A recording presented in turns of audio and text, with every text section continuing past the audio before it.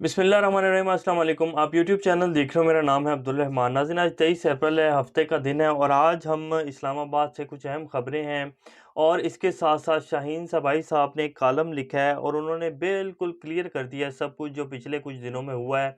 इमरान खान साहब की हुकूमत कैसे गिराई गई, किस तरह की साजिश हुई, कौन कौन से अंदरूनी और बैरूनी हाथ इसमें मुलविस थे, उनके कॉलम के बारे में भी आज कुछ अहम जो बातें हैं वो आपको बताएँगे। कॉलम पूरा तो नहीं पढ़ के सुना सकते, लेकिन जो उन्होंने कहा है और जो वो कहना चाह रहे हैं वो आपको बता दें कि कॉलम आप पढ़ सकते हैं उनका जाकर। शाहीन सबाई साहब पाकिस्तान के उन चंद सहाफ़ियों में से हैं जो अपने लफ्ज़ और अपने पाकिस्तान के लिए मर तो सकते हैं, लेकिन अपने आप को और अपने लफ्ज़ों को बेच नहीं सकते। तो उन चंद सहाफ़ियों में से और मैं इनका बहुत बड़ा फ़ैन हूँ। तो इन्होंने कॉलम लिखा है, आज उसके बारे में कुछ बात करेंगे और इस टाइम जो पाकिस्तान में चल रहा है और जिस तरह के अब माहौल आगे बनने जा रहा है। इमरान खान साहब ने अभी आज प्रेस कॉन्फ्रेंस की, अभी भी उनकी प्रेस कॉन्फ्रेंस ख़त्म हुई है। उन्होंने आज कुछ मुतालबात जो हैं दोबारा रखे हैं सामने और कहा है कि इसके ऊपर इलेक्शन कमीशन को मुस्तफ़ी हो जाना चाहिए और कौन-कौन सी बातें हैं जो उन्होंने की हैं वो भी बात करेंगे। और इसके साथ साइफ़र जो है वो अभी तक जो है डिस्कस हो रहा है और कल जो है कौमी सलामती कमेटी का जो दोबारा से इजलास हुआ और उसका जो एलामिया जारी हुआ वो सेम एलामिया पहले वाला ही था जो इमरान खान साहब की हुकूमत में हुआ था और कहा गया था कि जी मुदाखलत हुई है, लेकिन इसमें कोई साजिशी अनासर जो हैं वो नहीं पाए गए। मुदाखलत और साजिश में कोई बड़ा फ़र्क नहीं है, अगर कोई फ़र्क समझा सकता है तो समझा देना चाहिए था।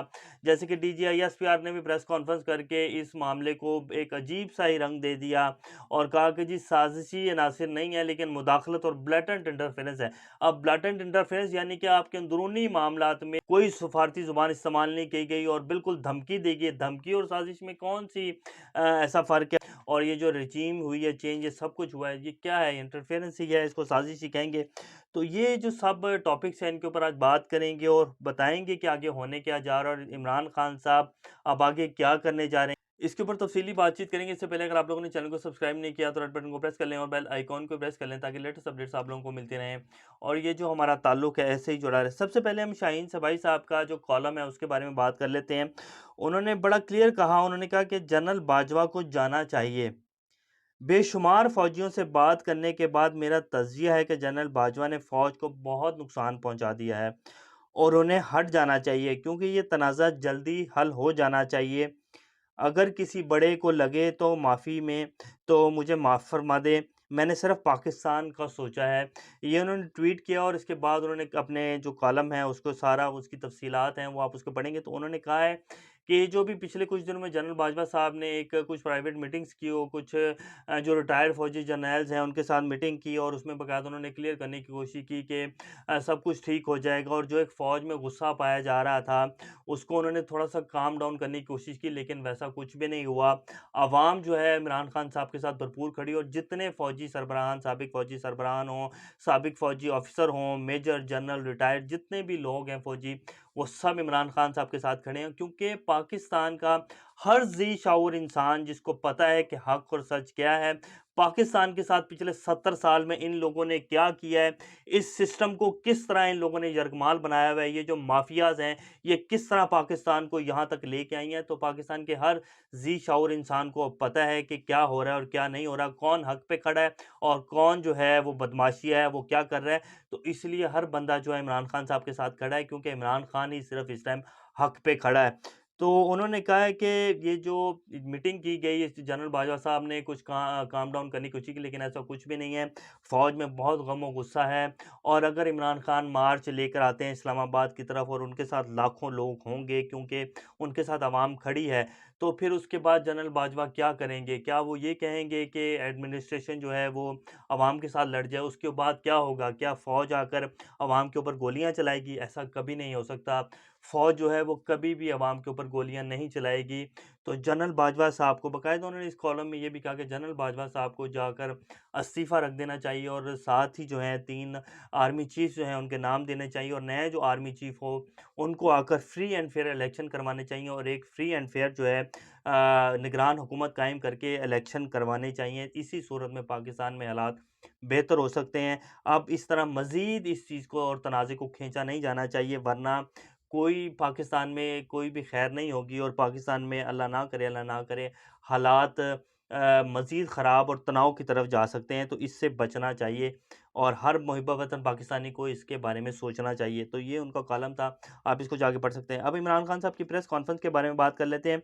उन्होंने कहा कि हकीकी आज़ादी मार्च की आवाम तैयारी करे और ये इस्लामाबाद की तरफ हम मार्च करने जा रहे हैं। मैं इसकी डेट जल्द अनाउंस करूँगा। मैंने आज अपनी पार्टी को भी इसके बारे में कह दिया है कि पाकिस्तान के हर मोहल्ले, हर गली, हर हलके में जो है आवाम को तैयार किया जाए और आवाम को जो है इसके बारे में बताया जाए और हम हकीकी आज़ादी मार्च जो है पाकिस्तान की हकीकी आज़ादी के लिए जो हम मार्च करेंगे और मैं जल्द डेट अनाउंस करूँगा। इसके साथ उन्होंने कहा कि 27 रमज़ान को जो है शब दुआ भी होगी। मैं, मेरी पूरी पार्टी और पूरी पाकिस्तानी अवाम जो है पाकिस्तान की हकीकी आज़ादी के लिए दुआ करेंगे और दुआ करेंगे कि हमारी ये जो मार्च है वो कामयाब हो और अल्लाह हमें कामयाबियाँ अता फ़रमाए और अल्लाह हमें हमेशा कामयाबियाँ अता फ़रमाता है।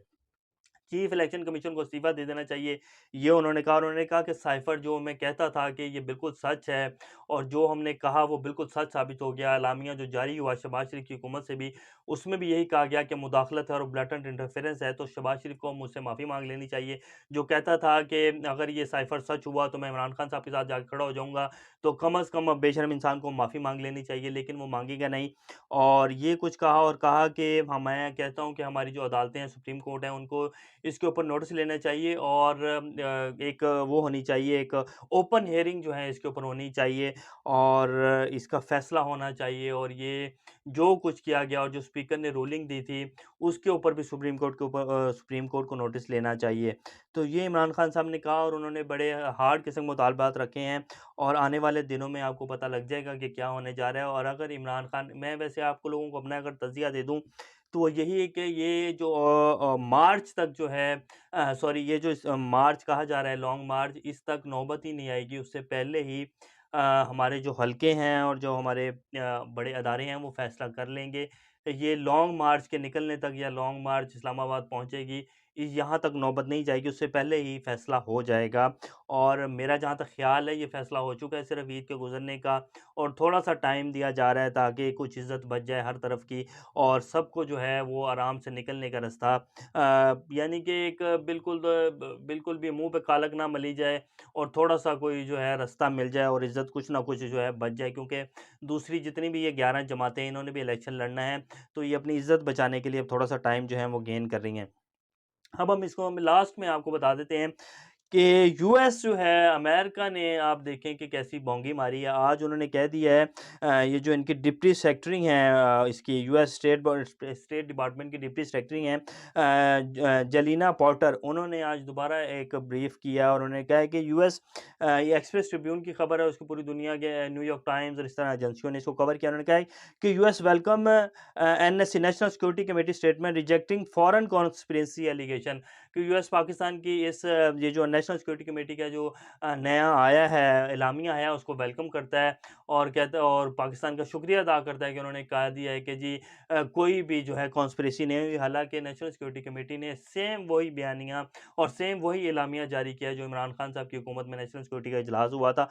कोई भी दो राय नहीं है उसमें। उन्होंने कहा कि मुदाखलत हुई है और कोई साजिशी नासिर नहीं, यही सेम एलामिया जो इमरान खान के उसमें हुआ था। लेकिन इससे आपको एक सेम बिल्कुल क्लियर पिक्चर नज़र आ जाती है कि यही एलामिया जब जारी किया था इमरान खान साहब की हुकूमत ने, तो यूएस जो है उसने धाड़े मारनी शुरू कर दी थी। जेन सॉकी और मुख्तलिफ जो इनके तर्जुमान हैं, वो हर 2 घंटे बाद प्रेस कॉन्फ्रेंस कर रहे थे और कह रहे थे कि ऐसा नहीं किया हमने, ये पाकिस्तान इल्ज़ाम लगा रहा है, हम पाकिस्तान अमेरिका ऐसा कभी नहीं किसी के साथ करता, अमेरिका जमहूरियत को पसंद करता है और जमहूरियत के साथ तो अमेरिका हमेशा से चाहता है कि जमहूरियत परवान चढ़े, तो अमेरिका ऐसा कर ही नहीं सकता। ये सब एक झूठा इल्ज़ाम है। तो अब उसी भी एलामिये के ऊपर दोबारा अमेरिका कह रहा है कि जी अमेरिका इसको वेलकम करता है। हालाँकि सेम वही बयानिया और सेम वही है जो सब कुछ पहले दिया गया था।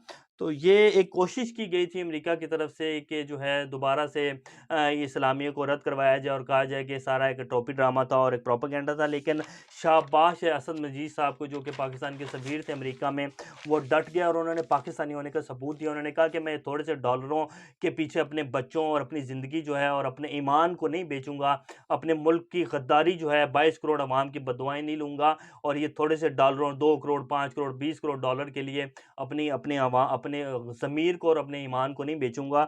तो ये सब कुछ सच था जो मैंने कहा था, और इसमें एक-एक चीज़ जो है, जो एलामिया पहले जारी किया गया था, वो बिल्कुल सच है। ये बिल्कुल ऐसा नहीं था कुछ जैसा कि हुकूमत प्रेशर डाल रही है और कहा जा रहा है, एक बयानिया बनाया जा रहा है कि ये एक प्रोपेगेंडा था।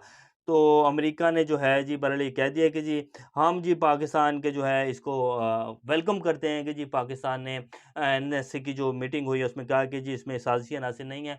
तो आपको पता चल गया होगा कि अमेरिका ने ही साजिश किया है, जो अमेरिका पहले बयानिए पे कह रहा था कि नहीं-नहीं जी हमने कुछ भी नहीं किया। अब सेम वही इलामिया जो आया उसके ऊपर कह रहा है कि जी हम आपका शुक्रिया अदा करते हैं। तो अमेरिका ने भी अपने मुँह से मान लिया कि ये साजिश हमने की है। अभी तक के लिए इतना ही, इंशाल्लाह नेक्स्ट अपडेट के साथ दोबारा आप लोगों के सामने हाज़िर होंगे। तब तक अपना और इस चैनल का ख़्याल रखिएगा। अल्लाह हाफ़िज़।